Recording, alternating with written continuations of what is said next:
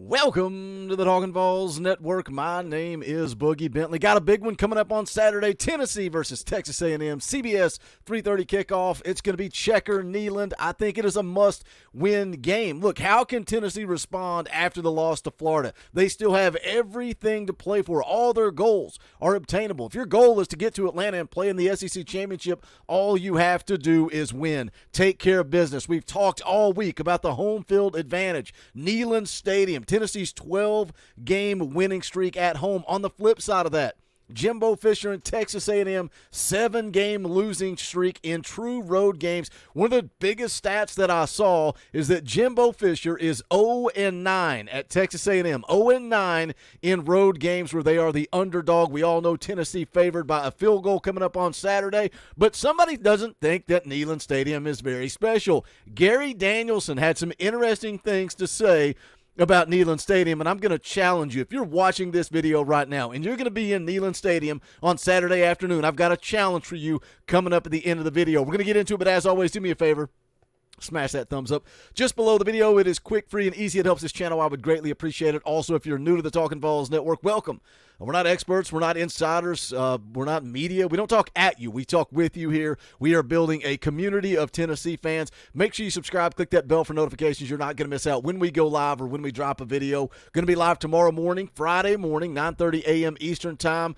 Eric Kane of VolQuest.com, also Locked On Vols, going to be in the house taking one last look at this matchup against Texas A&M, so don't miss that. Also, we'll be live an hour before kickoff for the fan call-in tailgate show and then immediately following the game. But let's get into it. Let's see what Gary Danielson had to say about Joe Milton, but also Neyland Stadium. This is from KnoxNews.com, written by Adam Sparks. Says here, CBS Sports analyst Gary Danielson expected big things from Tennessee quarterback Joe Milton and its playmakers this season. Goes on to say, Danielson said he hasn't seen it yet heading into the Vols against Texas A&M on Saturday, which he and Brad Nessler will broadcast at Neyland Stadium. Here's the quote. I'm not critical, but I thought I would get more from Joe Milton. It's not just Joe, though. This team doesn't have the firepower at wide receiver that they had a year ago. So it's a different-looking process, and because of that, everything looks a little harder. Now, I think a lot of us also thought we were going to get more from Joe, right? We talked all offseason. He's not been consistent, and that's the problem throughout his entire career, whether it be at Michigan or after he first transferred into Tennessee, lost the starting job to Hendon Hooker. He's never been consistent. That's always been the question. But look, we as Tennessee fans, we know the identity of this Tennessee football team is a little different in 2023, and we've got to learn to live with that. Defensively, Tennessee's scoring defense giving up 17.8 points per game. That's 23rd in the country.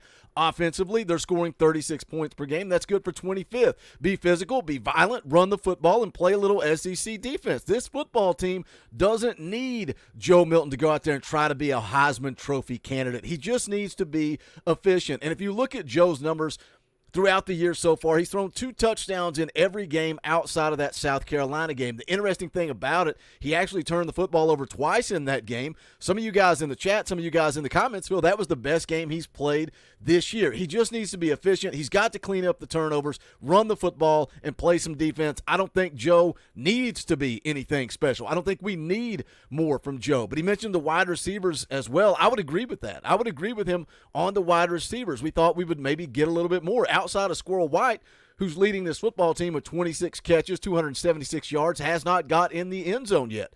Ramel Keaton, kind of been quiet. Brew McCoy, I know we're all devastated by the injury to Brew McCoy, and he's one of those guys that he makes a big impact that doesn't necessarily show up on the stat sheet, right? The blocking, the way he blocks on the perimeter on the outside is a big asset to this football team. But so far on the year, 17 catches, 217, and a touchdown. Dante Thornton, been a disappointment, has not stepped up yet. The tight ends really have not done a lot yet. Somebody needs to step up, and a couple of young guys are going to have an opportunity this Saturday in Caleb Webb, Chaz Nimrod, who steps up and replaces Brew on the outside. Now let's talk about Neyland Stadium. Again, Tennessee riding a pretty big win streak in Neyland Stadium. 12 straight games inside of Neyland Stadium. Have not lost since 2021 against Georgia. Second longest home winning streak in the country, in SEC, behind only Georgia. Let's hear what Gary Danielson says about this. Goes on to say Danielson also questions whether Neyland Stadium will be more of a factor than other SEC road environments. The Vols won 12 straight there. Texas A&M hasn't won a true road game in almost 2 years. Goes on to say that this matchup is a game that could be a fork in the road for the Vols this season. Tough road games at Alabama and Kentucky follow. And it goes on to talk about Danielson called UT games last year. So let's get into the exact quote. Let's take a look at what Gary Danielson actually said about Neyland Stadium. It says this is not criticism, just an observation. Has nothing to do with Neyland Stadium per se or any other stadium. Home field advantage is about the same every week, whether you're playing at Ole Miss, LSU, or Florida in the Swamp, or Georgia.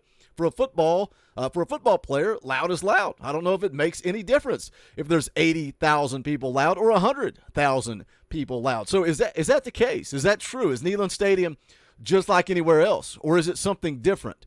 Because if you're going to be in that stadium on Saturday afternoon, we have an opportunity. I think we impacted the South Carolina game. I know we impacted the Alabama game a year ago.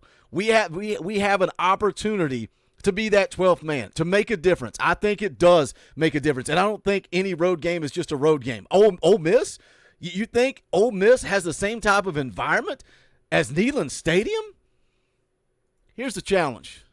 This is a video you're all familiar with, and it's quite old, but it still holds true today. And I think we need to take a listen to it because now is the perfect time.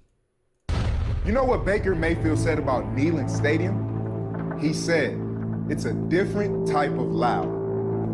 Can't even describe it. Can't describe it? It's okay. His teammates did. And I quote, I ran out of the tunnel for warm-ups, and I was greeted by thousands of screaming fans. The game wouldn't even start for over an hour, but those people seemed to think it was kickoff. Those psychotic students already giving us a preview of what to expect in the hours to come. What followed was a dissertation of an impact a crowd could have on a football game. They made it absolutely impossible to communicate. But on the first drive, we had to change our snap count because even our silent count was ineffective against the wall of noise. I came off the field after the first drive, and I reassured my coach that the fans would settle down in due time, and that noise wasn't going to be an issue going forward. Boy, was I wrong. The noise was a constant, oppressive force. I could literally feel it on my skin. Those fans weren't just loud on the first drive, or even just third down, but every single play. End quote. Wow. Ball Nation, he's talking about us. Don't let up.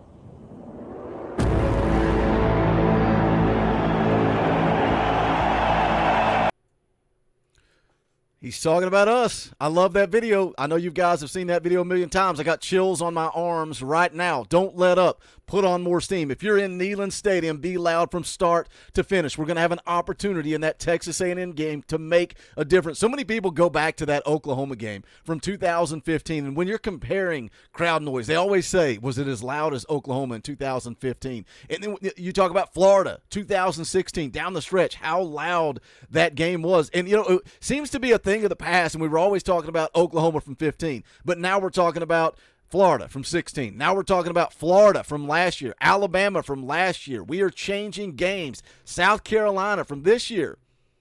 We're back, and we can make an impact as a fan base. So if you're in Neyland Stadium, make some noise. Let me know your thoughts on Gary Danielson. Is Neyland Stadium just like every other stadium? Are we just like every other fan base? I want to hear from you guys in the chat. As always, make sure you guys do me a favor. Smash the thumbs up on the way out the door. Go check out the merchandise. You can go to bonfire.com/store/Talkin VAWLS. Any and all support greatly appreciated. As always, thank you to the members of the channel. If you see people in the chat or in the comment section and they've got a little power T beside their name, they use custom Talkin VAWLS emojis. That's because they are a member of this channel. They are supporting what we're trying to build. You can hit the join button down below for as little as $1 a month. You get access to all that. You want to be on the fan call-in shows that we do every single Sunday night, also an hour before kickoff. The more you donate, the higher tier you back at, the quicker you get on. But if not, just smash the thumbs up. up because that's quick, free, and easy. Jump into the comment section. Let's talk some Tennessee football because this is the Talkin VAWLS Network. My name is Boogie Bentley. Go Big Orange.